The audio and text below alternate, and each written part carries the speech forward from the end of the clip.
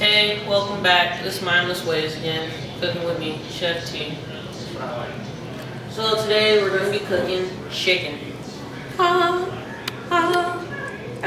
Chicken. Yeah. I like chicken. It's very versatile. You can use it basically in anything. You can turn it which way, around, down, and flip-flap and around town, basically. So first, let's get it all started. Let me wash my hands first.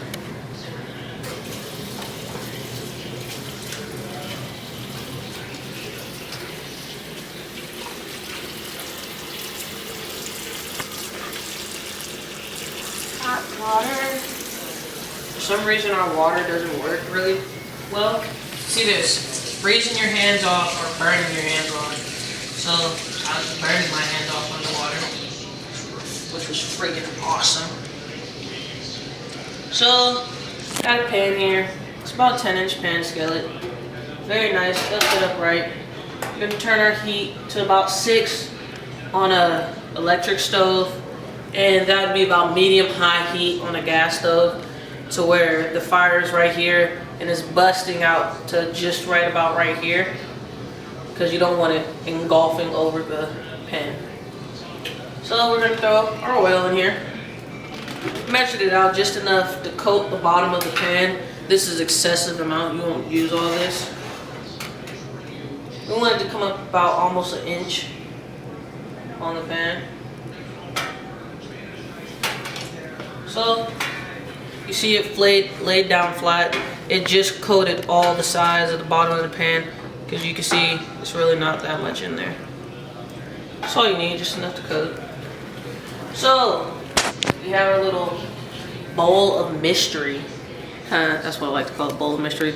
But no, really, it's just a little bit of cayenne, some sugar, some ginger, a little bit of onion powder, some garlic powder, some black pepper, and some basil, tarragon, and bay leaf. Yes, that's what is in there. Bay leaf, you know, I just like to mix them up in here. My little spice mix bowl. That's what I like them for.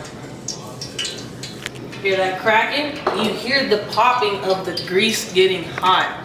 It's that nice, beautiful sound. So, we're going to talk about the difference between dredging and grease sauteing. So dredging, you know, it's when you dip the chicken in basically whole. You flip him, you flip him, you flip him, you flip him again, and you have all that. You see this on the chicken where it's all like matted and it's a whole bunch of flour right here, and then it's not a lot of flour right there. That's dredging him, basically. We don't want to dredge him. You dredge when you fry things. So I just want to pat him off. Just give him a nice little patting, you know.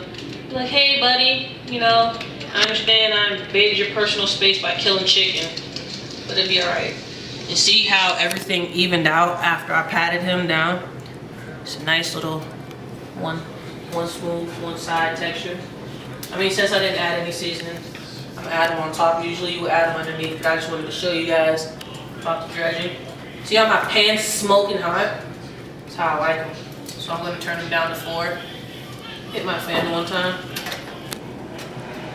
Now, when throwing things in, do not just whiskily throw them in and get mad about it. You want to take your time, throw them in at the edge that does not have the oil, and work your way over.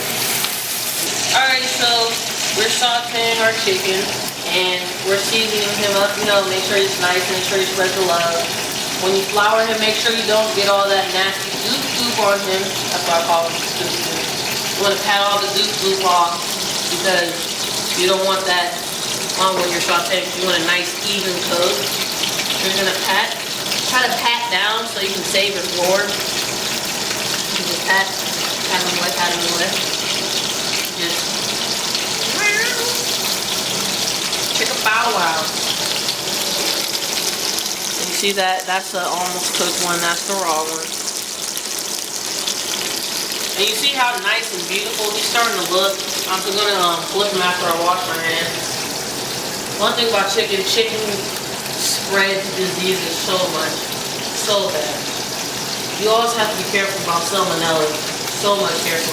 Because it gets into your eggs, it gets into your meat. It can stay on your countertops. Like probably after I get done with this whole set, I'm gonna end up bleaching my countertops just because we had chicken around. Because chicken causes so much diseases, but it's so good and so helpful. So I'm gonna turn him over. See that nice little darken color to him. When you present it, the side down right now is going to be the presentation side, also called the pretty side.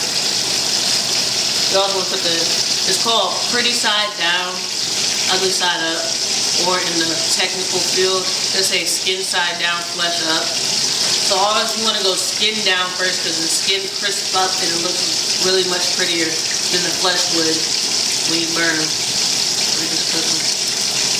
Burn is another word that we say for cook. I'm sorry if I interchange words on you. But here we are, cooking them. Checking them out. Flipping them back down.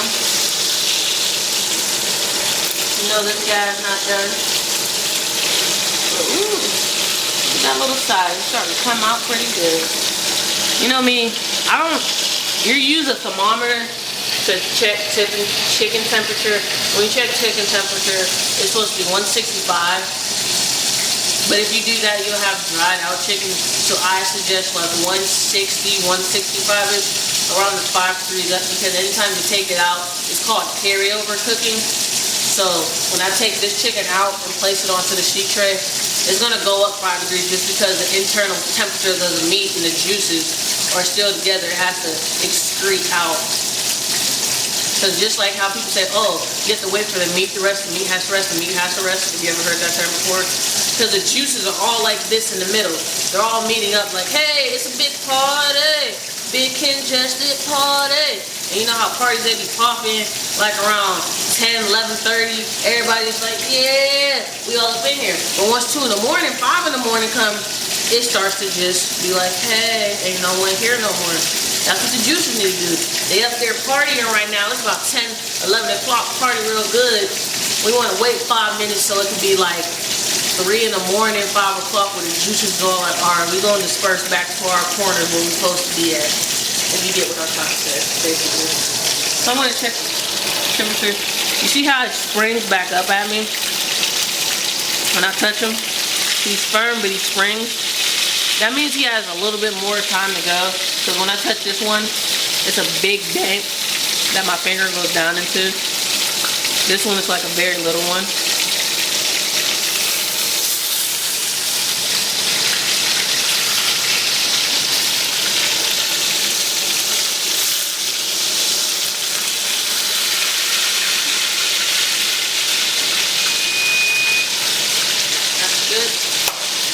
Turn the oven back on.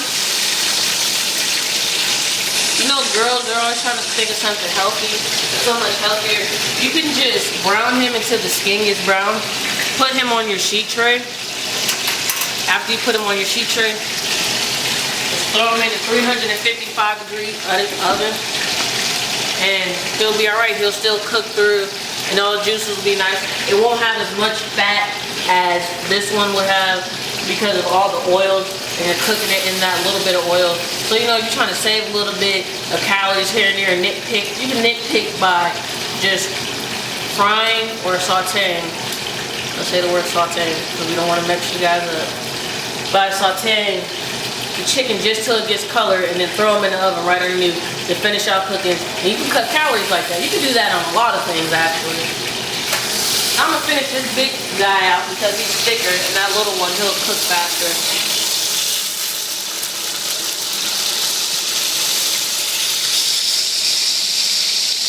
And you can usually tell when chicken's done. So you see the chicken's in the pan, and you see how he's not bubbling right here? How there's no more action? That's a pan naturally telling you, hey, I'm done. I'm at the perfect temperature for you to take me out.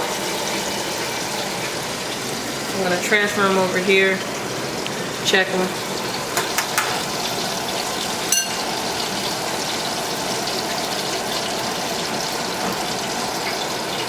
came off to the side, you know, take a little thing, pat them dry, pat them dry. So you know it's not all greasy and stuff.